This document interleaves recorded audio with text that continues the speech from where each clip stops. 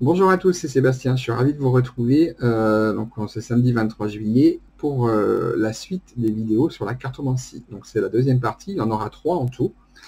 La dernière partie parlera sur les méthodes de tirage qu'on peut utiliser, qui sont utilisées en tout cas les plus souvent, les plus régulièrement. Et donc là aujourd'hui je vais vous parler tarot, oracle, en même temps la formulation des questions, comment essayer d'interpréter au mieux, et Catherine qui m'a laissé effectivement qui m'a laissé un message sur la première vidéo que j'ai fait, donc je te répondrai en fin de vidéo. Alors la différence entre le tarot et l'oracle, la plus significative en tout cas pour moi, c'est leur composition. Le tarot est décomposé en deux parties. 22 arcanes majeures si on prend effectivement le courant de où le mât est la 22e et non pas la 0. Ça, ce sont des choix personnels. Et 56 mineurs qui représentent effectivement, qui sont représentés par 4 grands types, qui sont les coupes, les épées, les bâtons et les deniers. Où là aussi, vous avez ce sont différentes, pour moi, étapes de vie, avec la numérologie qui se met un petit peu dedans, parce que voilà, on va partir de l'As, aller jusqu'au roi. Pour ma part, en tout cas, je n'utilise pas les mineurs, pas pour le moment, pas depuis que j'ai commencé, hein, donc ça fait déjà, j'ai commencé à 17 ans, j'en ai 42 aujourd'hui. Donc vous voyez, les mineurs m'ont jamais interpellé pour le moment. Peut-être que j'y viendrai, je ne suis pas du tout fermé à ça. Mais pour l'instant, j'utilise vraiment les 22 arcanes majeures avec effectivement le mât en 22. Ce qui est intéressant, c'est que je vous invite à le faire, étaler les 22 arcanes, mettez la première jusqu'à la 22e et vous verrez qu'en fin de compte, ça raconte une histoire. Le tarot raconte une histoire et des étapes de vie par lesquelles la personne peut passer. Le tarot est utilisé aussi pour donc, le côté divinatoire, mais aussi en développement personnel et en psychologie. Et là, effectivement, je n'aborderai pas ces axes-là parce que pour moi, je ne travaille pas je travaille pas trop sur je n'utilise pas sur ces deux-là, ni sur ces tranches-là, ces axes-là, quand je travaille, quand je suis en consultation. Après, effectivement, la guidance, oui, j'en fais, parce que ce sont des choses qui viennent, et voilà, je ne fais pas que de la cartomancie, donc là, je ne vais pas trop m'égarer, je vais rester vraiment sur la cartomancie pure. Et donc l'oracle, lui, alors il n'y a pas de nombre de cartes particulières, toujours plus ou moins au moins un mot-clé, pour pouvoir justement, et un visuel bien particulier. L'oracle va susciter beaucoup plus l'intuition pour moi, et beaucoup plus prédictif que le tarot de Marseille, mais ça c'est un avis très personnel. Mais c'est vrai que le visuel, effectivement, va faire travailler beaucoup plus l'intuition sur l'oracle. Alors, excusez-moi, parce que j'ai mon téléphone qui se met d'un seul coup en route. Donc voilà, donc ça c'est un petit peu les deux grandes différences, en sachant que quand même que le tarot de Marseille, juste pour faire un minimum d'histoire très rapide, le tarot de Marseille, il est appelé comme ça, mais c'est parce qu'il a été édité à un moment donné à Marseille, mais sinon c'est un jeu qui vient d'Italie, ce n'était pas du tout un jeu de prédiction, c'était un jeu type jeu un peu de société qu'utilisaient les nobles italiens quand ils l'ont créé, donc il y a vraiment toute une histoire. Je vous invite vraiment à aller faire vos recherches et à regarder, effectivement, vous verrez qu'il y a vraiment une vraie histoire très particulière avec le tarot. Et juste pour finir justement entre la différence entre le tarot et les oracles, il y a aussi la lecture en droit et la lecture en vers. Alors ça, voilà, ça ce sont des courants, ce qu'on appelle, ce sont des auteurs qui sont plus d'un côté que de l'autre. Pour moi, je le lis à l'endroit parce que sa conception en elle-même, au niveau visuel, est à l'endroit. Deux tarots, en tout cas, que j'ai pu voir jusqu'à présent, dont un que j'ai utilisé, c'est le Grand Tétéla, qui lui a une conception déjà endroit-envers. Donc du coup, la lecture est tout à fait possible dans les deux sens. Et je crois qu'il y a le tarot de Thoth, je crois, il me semble, si je ne me trompe pas, ou Grand Tarot d'Égyptien, quelque chose, je crois que c'est de celui-là, je ne suis pas très sûr. Qui lui aussi justement a un endroit et un envers. Alors, moi je pars après sous ce mode de fonctionnement-là. Bien sûr, vous pouvez très bien aussi lire le tarot endroit et envers. En fin de compte, ça vous donne simplement la signification inverse. Si par exemple vous avez l'empereur qui va montrer effectivement une personne avec des acquis, assis sur ses positions, etc. En sens inverse, vous aurez affaire à quelqu'un qui est une vraie girouette et qui en même temps du coup, peut montrer beaucoup d'incompétence à un moment donné. Et vice-versa pour toutes les autres. Je vous fais quelque chose de très très simple, attention, ça va bien plus loin que ça, hein. On est bien d'accord. Donc voilà, ça c'est un petit peu vraiment les différences qu'il peut y avoir entre le tarot et l'oracle. L'oracle, lui, n'a pas de nombre de cartes particulières. Vous pouvez avoir un oracle à 15 cartes, comme vous pouvez avoir un oracle à 500 cartes si vous voulez.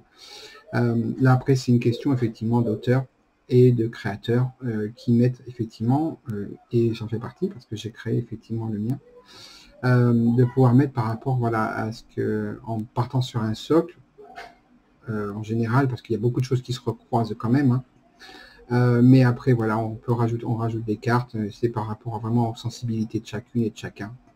Et voilà, il y a beaucoup de choses qui se regroupent aujourd'hui et on retrouve très souvent les mêmes choses dans d'autres jeux, etc. Et ça, c'est tout à fait normal. Après, chaque auteur ou autrice met effectivement ben voilà, c'est sa touche personnelle, ce qui paraît tout à fait normal. Il n'y a pas de, voilà, de mise à part, effectivement, quand même pour le Béline, qui lui est un des plus anciens et avec le 36 cartes le normand. Et après vous avez le Grand Tété là et le Tarot de Marseille. Voilà les quatre à peu près qui sont vraiment les plus anciens. Et après il y a tous les autres aussi qui sont mis après derrière, qui sont tout aussi intéressants. Tout dépend effectivement de votre sensibilité. Là aussi encore, il est important de ne pas vous perdre, vous. Alors, au niveau de la formulation des questions, bah là il n'y a pas beaucoup de choses à dire en fait. C'est essayer de faire une question positive. Toujours, tant qu'à faire, essayez d'avoir des questions ouvertes. Plus la question sera ouverte, plus vous aurez d'informations. Une question fermée, ça répond que par oui ou par non. Là, attention au niveau des méthodes de tirage utilisées. Et la conception aussi du jeu. Vous avez aussi des jeux où vous avez des cartes qui sont déjà mises à l'intérieur. Et dans ces cas-là, en général, vous avez une méthode qui est indiquée. C'est toujours, pour moi, ça me paraît effectivement normal d'utiliser les cartes oui ou les cartes non, avec une question fermée, parce qu'on attend ce type de réponse-là. Les autres, le tirage en croix, par exemple, pour ma part en tout cas, et ce que j'ai pu constater jusqu'à présent, c'est que ça va donner effectivement une tendance. Mais ça ne donne pas un oui ou un non catégorique, parce que les cartes que vous mettrez, vous n'aurez pas d'inscription marquée oui ou non. Ces cartes sont toujours isolées à chaque fois. Mais vous pourrez avoir des tendances. Si par exemple vous finissez avec une carte avec une valeur positive, oui, effectivement, vous aurez une tendance positive. Alors après, effectivement, vous pouvez dire oui, vous pouvez dire non, tout est possible. Mais disons que si vous avez un jeu où vous avez la possibilité de pouvoir avoir justement un oui ou un non à l'intérieur, ou un peut-être, etc., parce qu'il n'existe plein, moi j'en ai mis, mais vous en avez dans plein d'autres jeux. Et il y en a de plus en plus d'ailleurs aujourd'hui, parce que beaucoup de personnes, quand on est en consultation, beaucoup de personnes veulent des réponses par oui ou par non. Ne veulent pas avoir d'autres informations, ou que très très peu. Donc voilà. Mais après, quand on apprend, effectivement, et quand on teste, etc., les tirages en croix, par exemple, est très très intéressant pour pouvoir avoir des informations. Certains tirages, comme le 9 cartes ou le linéaire, mais tout ça, je vous en parlerai quand même, parce que là, je m'écarte un peu. Je vous en parlerai un petit peu plus tard. Dans la dernière vidéo que je ferai normalement samedi prochain, là, on parlera des méthodes de tirage. Sur maintenant, le dernier point que je voulais aborder, c'est sur les interprétations. Là, si je peux me permettre de vous donner peut-être un petit conseil à ma hauteur, à ma petite hauteur, et je ne suis pas détenteur d'un savoir absolu, hein, je ne vous dirai jamais c'est faux ou c'est bon, hein, ça fait non, je ne suis pas comme ça, mais par contre effectivement, ce qui est important, c'est surtout de essayer toujours que quand vous faites un tirage, alors pour soi c'est très compliqué, il faut être déjà dans un bon état d'esprit, faut être le mieux possible. Quand c'est pour soi, se détacher au maximum des questions, parce que sinon on pourrait mal interpréter effectivement le message, ou penser que les cartes ne parlent pas, alors qu'en fait elles ont bien un message à nous délivrer. Si les cartes sont là, c'est qu'elles sont là pour quelque chose. Mais c'est surtout voilà, d'essayer d'éviter au maximum comment vous dire ça, de donner trop de choses, trop d'informations, trop d'hypothèses, de choses possibles. Essayez toujours de vous mettre comme si vous aviez quelqu'un en face de vous qui échange très peu et qui vient vous poser des questions, qui vient vous demander effectivement d'avoir une consultation avec vous. Donc, plus vous allez mettre d'hypothèses ou d'interprétations, ça peut être ça, ou ça, ou ça, ou ça, ou ça, la personne en face, vous allez la perdre. Et vous risquez de vous perdre aussi. Parce que du coup, on sent que la personne n'est pas sûre. Alors, bien sûr que c'est jamais sûr à 100%. On peut se tromper, on est humain. Mais voilà, la cartomancie, quand effectivement on passe à l'acte de consultation, et quand on va effectivement quand on tire des cartes à quelqu'un, ou quand quelqu'un va se faire tirer les cartes plutôt, parce que c'est la personne qui tire les cartes, ce qui est quand même le plus important. C'est effectivement voilà, d'avoir voilà, son socle à soi et d'être bien assis et d'être sûr par rapport à ce qu'on veut dire et par rapport à ce qu'on perçoit et ce qu'on lit au niveau des cartes. Parce que la cartomancie, c'est la lecture effectivement des cartes. On n'est pas sur la voyance, on n'est pas sur la médiumnité. Ce sont des choses un petit peu différentes. Par contre, vous avez effectivement des voyants ou des cartomanciens qui sont aussi voyants, etc. Mais la cartomancie, là, je l'isole vraiment, juste la cartomancie, c'est effectivement l'apprentissage de la lecture de cartes.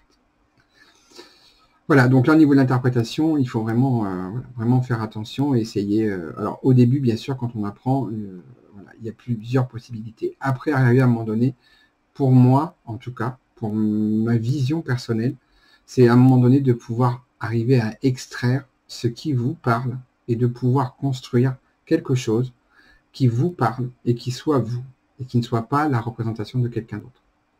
Il y a le socle, à ne pas oublier. Ça veut dire la signification principale, de base, le fil rouge, comme je l'appelle, et ensuite, après, derrière, la valeur. Et ça, c'est ce qui, pour moi, est le plus important, c'est surtout la valeur et la polarité de la carte. Ça veut dire qu'une carte négative ne deviendra jamais positive, peu importe la méthode de tirage que vous pourrez utiliser, parce que là, ça veut dire que vous changez totalement, et donc il faut garder aussi ce que l'auteur ou le créateur a mis. Si c'est une carte négative, elle restera négative, elle pourra être amplifiée en fonction de sa position, elle pourra être amoindrie, mais ne deviendra jamais une carte positive, et une carte positive ne deviendra jamais une carte négative. Elles seront amoindries plus ou moins en fonction, mais jamais elles ne changeront. Vous ne changez pas la nuit en jour et vous ne changez pas le jour en la nuit. Donc voilà, c'est important effectivement de garder ces deux axes-là. Après, tous les chemins doivent rester ouverts. Faites attention de ne pas vous enfermer, surtout c'est important. Un socle, un apprentissage, effectivement, on vous transmet un socle. On peut tous vous transmettre un socle. Ce qui est important après, c'est vous. Il ne faut pas vous perdre. Il faut que ça vous parle. Si ça ne vous parle pas, il faut aller chercher ailleurs. Les recherches sont toujours très très importantes. Croisez le maximum de données que vous pourrez. Établissez-vous, si vous pouvez, pouvoir même décrire aussi, c'est très important. Et de pouvoir à un moment donné, voilà, dire ça me parle, celle-ci me parle, ce mot-là me parle, cette phrase-là me parle, et vous pourrez effectivement créer vos dossiers. Moi, c'est ce que j'ai fait pour pouvoir laisser une trace, parce que c'est une chose que je n'ai pas eu au niveau des transmissions familiales, etc., c'était très caché, donc il n'était pas question qu'il y ait des traces, Mais moi, en tout cas, voilà, je sais que aujourd'hui, tout est fait. J'ai créé mes propres livrets, et je vais aussi, je vais mettre en place 2 formations d'initiation, mais là, attention, j'insiste bien sur ce mot-là. D'initiation, ça veut dire vous permettre d'avoir un premier pied dans l'étrier, parce que pour moi, il est important en cartomancie de pouvoir aller chercher au maximum et de faire le maximum de recherches, mais à un moment donné, de pouvoir aussi isoler ce qui vous parle pour que vous puissiez être vous, en tant que cartomancien, avec votre approche et votre vision. Que ce ne soit pas la vision et l'approche de quelqu'un d'autre. Ça, c'est important parce que sinon, après, vous allez vous perdre. Il y a le socle, il y a des choses il y a des significations qui varient, vous verrez, quand vous ferez vos recherches, mais ça, vous le verrez par vous-même. Vous verrez qu'il y a beaucoup de variantes et qu'à un moment donné, il va falloir que vous puissiez faire un choix parce que vous ne pouvez pas, quand vous avez quelqu'un en face de vous, lui laisser un champ énorme de possibilités. Parce que la personne, elle vient vous voir pour avoir des réponses claires et concrètes. Donc là, à un moment donné, mais ça, voilà, c'est dans la démarche d'apprentissage. Et la cartomancie, effectivement, amène souvent à ça, et vous le verrez, je vous invite vraiment à le faire au maximum que vous pourrez. C'est effectivement, à un moment donné, d'engranger, oui, de faire des recherches, oui, de croiser les données, oui. À un moment donné, il faut pouvoir vous arrêter et ensuite, après, faire vous ce qui vous parle. On ne peut pas vous dire c'est bon ou c'est pas bon. Je ne connais pas, moi, à l'heure actuelle, aujourd'hui, depuis l'âge de mes 17 ans que j'ai commencé, j'en ai 42 aujourd'hui, je ne connais pas de personne qui détient une vérité unique parce que ça se saurait. Et parce que la personne, croyez-moi, je pense que je la plaindrais parce qu'elle aurait une vie vraiment qui serait vraiment pas agréable du tout. Non, on perçoit tous des choses différentes. Et heureusement parce qu'on est tous différents. Donc, il faut, voilà, détenteur de vérité unique, en tout cas pour ma part, je ne le suis pas et je ne le serai jamais et je ne veux pas être sur cet axe-là. Voilà. Donc Catherine, pour répondre à ta question, moi, alors, est-ce qu'il y a un rituel, est-ce qu'il y a des choses particulières à faire quand on fait de la cartomancie? Pour ma part, c'est soit, donc toi, parce que je sais que je te connais, c'est ce qui va te parler à toi, c'est ce qui vous parlera à vous. Il n'y a pas de choses écrites, éditées, dites en disant, voilà, il faut faire comme ça, c'est le seul et unique moyen. Ça, ce sont des personnes qui se mettent en avant en tant que détenteurs d'une vérité unique. Je ne cautionne pas ce genre de choses. Donc, je ne peux pas, je n'irai pas dans ce sens-là, en tout cas pour ma part. Mais après, voilà, ça peut être, voilà, toujours se protéger, par contre, toujours faire, voilà, parce que quand on rentre dans les arts divinatoires, on ouvre une porte. Et derrière une porte, il y a de tout. Mais une fois que la porte est ouverte, elle est ouverte. Il est très difficile de la refermer. Donc, effectivement, voilà, alors ça peut passer par ce qui vous parle, en fait. Un objet peut-être qui est précieux pour vous, quelque chose qui vient de la famille, c'est votre intention. L'intention, c'est ce qu'il y a de primordial pour moi. Alors d'allumer une bougie, vous voyez, moi par exemple j'en ai une d'allumer là, des choses que je vais porter sur moi. Bon bah là vous avez le Métatron, vous voyez là bon, j'ai un bracelet avec des pierres naturelles, j'ai beaucoup de pierres aussi à la maison. Ça peut être aussi après une demande au niveau de vos guides, ça peut être une, voilà. Il y a plein de choses possibles. Vous pouvez aussi ne rien faire. Vous pouvez aussi ne rien faire. Attention quand même, se protéger, c'est quand même bien. Allumer de l'encens, par exemple, c'est aussi intéressant. Mais là, Catherine, je t'invite à aller voir, effectivement, j'ai fait une vidéo où tu reconnaîtras certaines choses dedans. J'ai fait une vidéo, effectivement, sur la purification, etc. Donc, la vidéo, vous verrez des images, mais dans la barre de description, il y a un lien qui vous permettra de pouvoir télécharger directement un dossier complet que j'ai réalisé avec l'accord aussi de Kate Bogart. Donc Kate, si tu me regardes, je te fais un gros bisou même, justement par rapport au niveau de la lithothérapie, au niveau des pierres. Et après, je vous explique aussi quelques petites manières que je fais, quelques petits rituels aussi que moi je mets en place, mais qui me sont très personnels. Catherine, je ne peux pas te dire ce qu'il faut que tu fasses. Et parce que ça veut dire que je serai détenteur de quelque chose et je ne le suis pas et je ne veux pas être sous cet angle-là. Donc voilà, après c'est une question, il faut que ça te parle à toi. Ça peut être des prières, ça peut être plein de choses.